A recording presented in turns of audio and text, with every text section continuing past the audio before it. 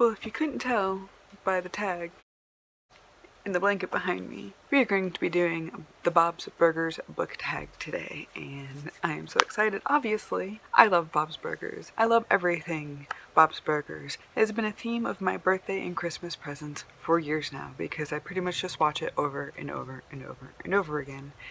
I love Bob's Burgers. Tina's my spirit animal, which is funny because when I've been saying that for years, and then I watched the original tag creator, and she said the same thing. We even have a few books that are very similar for our answers for these questions. So, needless to say, I am excited to answer these questions and to pick some books and to talk about Bob's Burgers. Okay, so hello everybody. I am Alisha Costanzo. Welcome back to my channel. I talk about books and writing and planning. Those are my things. And Bob's Burgers, because y'all, I have so many ideas to create things, tags, videos for Bob's Burgers, and one of them, because I also love Archer, and if you don't know, the voice actor for Bob and the voice actor for Archer are the same guy, and I want to play a game of, is this Archer or is this Bob? My kitties are going crazy. Anyways, let's get into the questions because this could take a long time if I just start talking about Bob's Burgers. So, number one is Bob Belcher. A book in which everything that could go wrong does. And I have one that I've read rather recently for this, and that is Nevernight by J. Kristoff, because monsters and getting kidnapped and tortured and having to travel through blood and people dying who shouldn't die and having training for people accepted out of all of the trainees as assassins and the ruthlessness of guys, the bookworms. Oh my god, there's so much violence and so much action in this because things just keep going wrong and our main characters have to fight through them. It's just a brilliant adventure. Like, holy cow. Yes. It's just yes. The kind of epic fantasy I really like. And it's probably more of a dark fantasy than it is an epic fantasy, but they're similar. Anyways, Nevernight, J. Kristoff. Highly recommend. Very bloody, kind of sexy, wrought with adventure, constant action. At the same time, character development. Like, it's just, yes, I can't wait to read book 2. I hope the series continues to be good. So, we will see eventually in 2021. Question number 2 is Linda Belcher. That's this lady right here. A book that showcases a positive outlook on life, and she is always positive, looking on the bright side of things. It's really kind of goofy and stupid, but has a very sweet heart, which makes total sense for this prompt. So my pick for this is Discount Armageddon by Shannon McGuire, because Verity, I think is how she really says her name, Verity Price, has the most positive outlook on everything. Yeah, she's kind of a sass. She's really crazy, but I imagine growing up battling monsters and trying not to kill the monsters because not all monsters are actually like evil. Only the ones that harm humans do they actually go out and battle and shit like that. But the outlook on life of seeing every different kind of person as worthy of life and the chance to live life and not be persecuted because they might be a boogeyman or have horns growing out of their head, etc. So you can see there's a lot of parallels for the positivity in real life of, lack of discrimination, and her hope for humanity and her hope for acceptance amongst the community is just brilliant. I really love Very. If you like a sassy ass who's smart and suave and sexy and just not quite innocent, but like that positivity does radiate a kind of innocence because she's still young and she still wants things out of life that she believes that she can get even though the odds are stacked against her. So it's just a really nice book. So yes. By the way, hi Rhea. She's up there purring, needing my blanket. It's really cute. Okay, Tina, my spirit animal. That's the lady with the glasses. Or the young lady with the glasses, I should say. And hers is a book that gave you secondhand embarrassment. And this is where I have to absolutely agree with the original tag creator. I answered with the Selection series by Kira Cass. The main character, who's America's Singer, is part of the selection, and she just goes through a lot of things. And she does a lot of decisions, and she says a lot of things that I'm like, No. Every time I read these books, I was like reading them and then I have to stop for like 5 minutes after something happened and be like, no, no. Why, America? Why?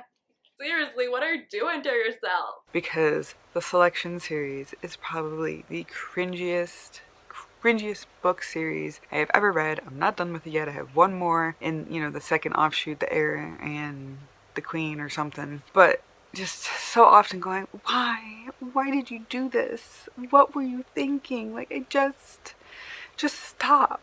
Just stop. Quit doing stupid shit. Even in the second one, her daughter, stupid shit, does it all the time. Yes, cringy. I can't think of a cringier series because of the embarrassment than that series. Number 4 is Gene. And he's the guy in yellow with the keyboard. Loves attention. He's the middle child. The very stereotypical, tropey middle child. And for his prompt, it is a book you got easily distracted from reading. And I have 2 for this one. One I just recently talked about in my December reading wrap-up, and that was the Gunslinger book, Dark Tower. I could not pay attention to it for the life of me. And I missed a lot of important things. I just couldn't. No, it was not for me. Probably the worst case of I couldn't pay attention, it was not for me, that I experienced in a long time, that I didn't DNF because it was an audiobook, so I just kept playing and I'm like, I'm gonna get fucking through this thing and just get through it. If I miss shit, too bad. Which is kind of like how I skim books, where I'm like, I'm just going, is something important happening? Okay, I know the gist of the book. I've done that with ebooks often, and I did it with an audiobook.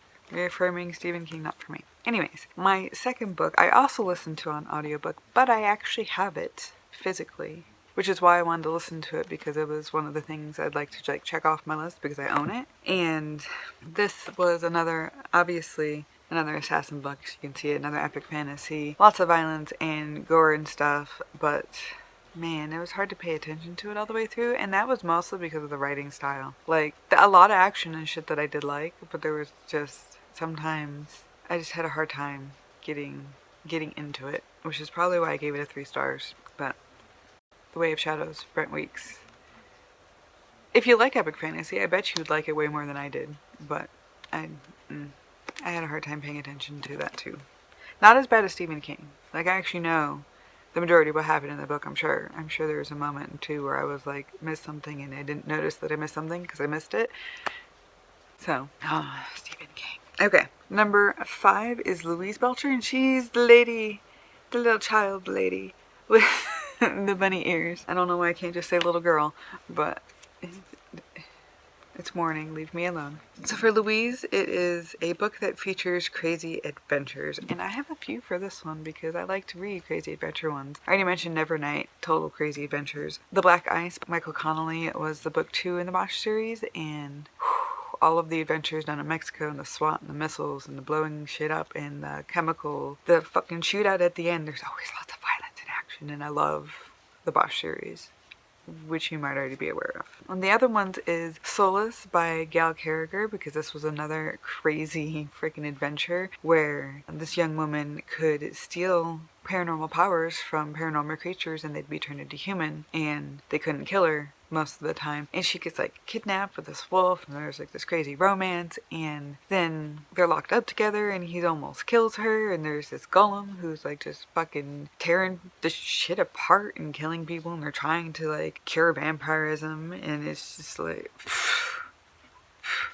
for a paranormal romance, it had a hell of a lot of action, and she's just a great writer. She has a lot of really quirky ideas mixed with really just fantastic adventures and character development. This woman is a queen. She can write. If you like some weird paranormal shit, you'll like her. Quirky. Love it. Alright, and the last one was An Enchantment of Ravens, and I can't remember who wrote this. Margaret Rogerson? Let's see if I'm right. And this was about a young artist and trying to save face for a elf king prince? I don't remember. I think it's king. Or was it a prince? See, I don't know. But royal elf that doesn't like show his face a whole lot. Painted him sadly. She's got to help him save face. They go through all these adventures to try to do this. And fairy adventures are very strange, and I like them because they're really creepier than a lot of human adventures are.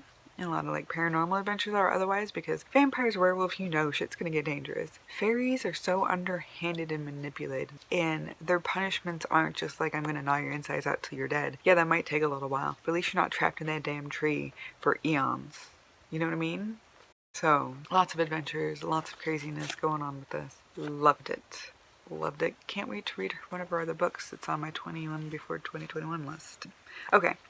I'm gonna wrap this up because I've been chatting for a bit long here. Number 6 is burger of the day, and that is to tag someone. So I have 2 people that I interact with regularly that I would love to tag because I know they do book tags on occasion. One is Casey by A Lost in a Bookcase, because I see her doing book tags all the time. I don't know if she likes Bob's Burgers. I hope at least she doesn't hate it, because I'd love to know the answers to her questions. And the other is Paige from Paige Reads and Writes, because I also really love her content. 2 very different types of content, 2 very awesome ladies that, yes, I would just love to include and hopefully enjoy Bob Burgers. I'm going to do a 2.0 tag soon, so please stay tuned for that. If you like Bob's Burgers or you like any of these questions, you want to tell me in the comments below or make a video, I tag you.